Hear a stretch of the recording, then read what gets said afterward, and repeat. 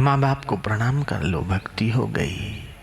तिलक कर लो, भक्ति हो गई। शिखा रख लो, धर्म है। और सुबह सुबह अपने घर में तुलसी मिश्रित जल का सेवन करो। 5-7 पत्ते तुलसी के खा के 1 गिलास पानी पियो। बच्चों की याद शक्ति गजब की बढ़ती है इससे।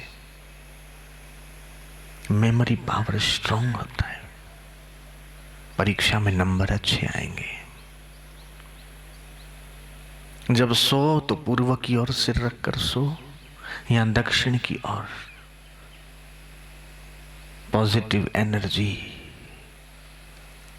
जो पूरे ब्रह्मांड में घूमती है वो उस दिशा, उस धारा से बहती है।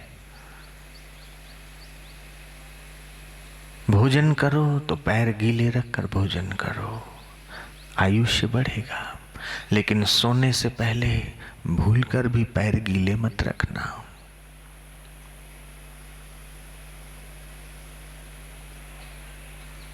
गाय और भैंस अगर दोनों हैं तो आप स्वयं तो भले गाय का ही दूध पीना, बेचने के लिए भैंस का दूध बेच सकते हो। कई लोग कमाई करने के लिए रखते हैं भैंसे, बोले क्रीम निकलती है, फैट अच्छा मिलता है, रुपया मिलता है। ठीक है, भैंस आमदनी का साधन बनाओ, कोई दिक्कत नहीं है। लेकिन अपने और अपने बच्चों के लिए तो गाय का दूध पृथ्वी का अमृत है। अमेरिका के डॉक्टरों ने रिसर्च करके ये प्रूव किया है कि गाय का घी लेने से कोलेस्ट्रॉल नहीं बढ़ता। आपके इस क्षेत्र में अलसी बहुत होती है, भोजन के बाद 2 चम्मच अलसी का मुखवास ले लो, कोलेस्ट्रॉल की तकलीफ कभी हो ही नहीं सकती। आंखों की बीमारी हो ही नहीं सकती। फिर भी जिनको आंखों की तकलीफ हो, कम दिखता हो, जाला हो, वो अलसी के 2 दाने, नादौन के धर्मपाल जी, उन्होंने मुझे कहा कि इस क्षेत्र में दमे की तकलीफ है, श्वास की तकलीफ है, लोगों को आंखों की तकलीफ है। मैं भूल गया था उनको बताना, बैठे हैं वो। 2 दाने अलसी के रात को सोते समय आंखों में डाल दिए जाएं। सुबह देखोगे तो वो अलसी के दाने कुछ फूल से जाएंगे और पूरे आंखों की गंदगी, आंखों का कचरा वो लपेट लेंगे, अपने आप बाहर निकल जाएंगे। कितना साधारण प्रयोग है। ज्ञान नहीं है ना। घर के बाहर ही तुम्हारी बीमारी को मिटाने वाली बूटी उगी पड़ी है, पता नहीं है तो फायदा कैसे लोगे। मैं सुबह घूमने जा रहा था 4 दिन पहले, मेरे साथ वाले थे, उनको मैंने कहा देखो, कभी मलेरिया बुखार आए, कभी कैसा भी बुखार आए, इस औषधि के पत्ते तोड़ के 2 चम्मच पी लेना, बुखार तुरंत उतरेगा। मेरा विचार तो ये था कि उस पौधे को, उस पत्तियों को लाकर दिखा देता सबको, लेकिन ज्वरनाशक चूर्ण समिति ने बनाया है। ज्वरनाशक चूर्ण अभी सूरत में पिछले साल जब बाढ़ आई थी, पूरा शहर जलमग्न हो गया था। कहते हैं कि वो पानी उतरा, उसके बाद कुछ ऐसा वायरस, कुछ ऐसे बैक्टीरिया, कुछ ऐसी बीमारी फैली और महामारी फैल गई। लोगों को चिकनगुनिया हो गया। चिकनगुनिया मैंने जांच की क्या है तो पता चला ये खतरनाक बुखार है। उसमें शरीर गर्म होता है, गर्म होने के बाद फिर शरीर टूटता है, टूटने के बाद फूलता है और फूलने के बाद फिर खत्म हो जाता है, आदमी मर जाता है। बोले बड़ा डेंजर फीवर है ये, तो खतरनाक बुखार है।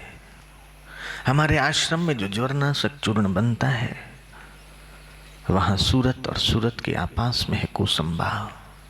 वहाँ एक रमेश भाई करके हैं जो चलाते हैं साहित्य स्टॉल और कुछ सामान रखते हैं। उनके पास ये इत्तेफाक से था, नाम भी था ज्वरनाशक चूर्ण।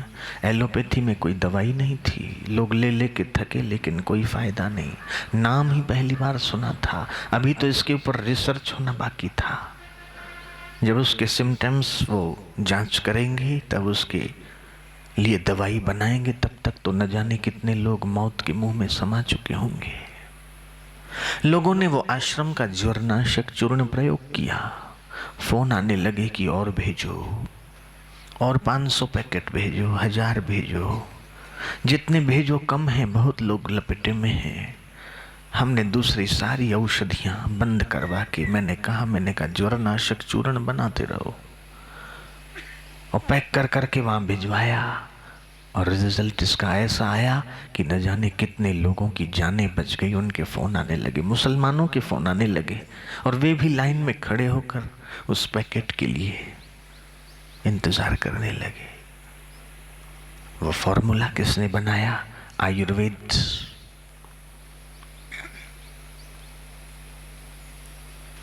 कितनी गहरी रिसर्च होगी चरक की, सुश्रुत की। आज के वैज्ञानिकों का भी दिमाग काम नहीं करता है।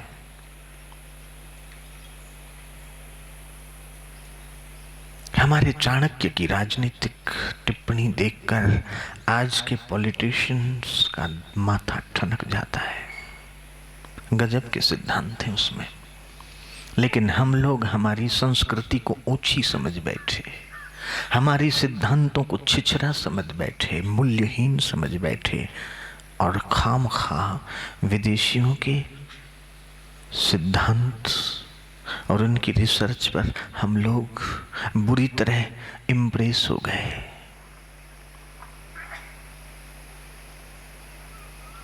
हमारा अपना ही ब्रांड वो अपने ब्रांड से जब बेचते हैं 10 गुने भाव में, अच्छी पैकिंग में हम लोग ले लेते हैं, लेकिन हमारा वैद्यराज वही दवाई अगर 8 रुपए में अखबार की पड़ी की में देता है तो हम लोग समझते हैं कि इसमें क्या होगा, ये तो बेकार है, फेंक देते हैं।